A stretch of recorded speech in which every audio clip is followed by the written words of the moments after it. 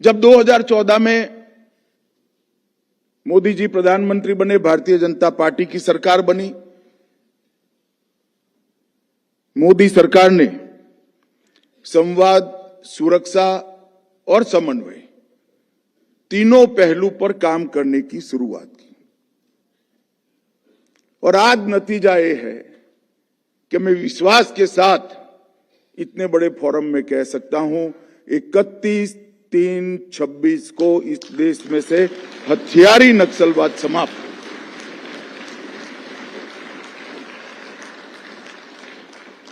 जहां पहले स्क्रैटर्ड अप्रोच से काम होता था, कभी बातचीत कर देते थे, कभी विकास पर थ्रस्ट दिया जाता था, कभी सुरक्षा अभियानों में तेजी आ जाती थी, घटना आधारित रिस्पॉन्स होता था, एक कोई स्थायी नीति नहीं थी।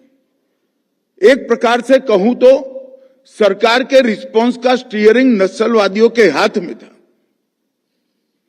14 के बाद सरकार के अभियानों का, सरकार के कार्यक्रमों का, सरकार के आयोजन का स्टीयरिंग भारत सरकार के गृह मंत्रालय के पास है। ये बहुत बड़ा नीतिगत परिवर्तन हुआ और वो परिवर्तन के कारण ही ये परिणाम मिला। स्कैटर्ड अप्रोच की जगह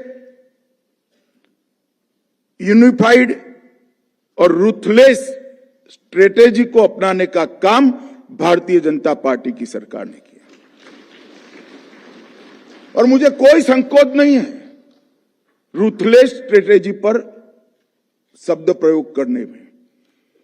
हमारी सरकार की नीति है, जो हथियार छोड़कर सरेंडर होकर आना चाहते हैं उनके लिए रेड कारपेट है। आइए भाई, आपका स्वागत है, आप मार्ग भूले हुए हमारे ही लोग हो।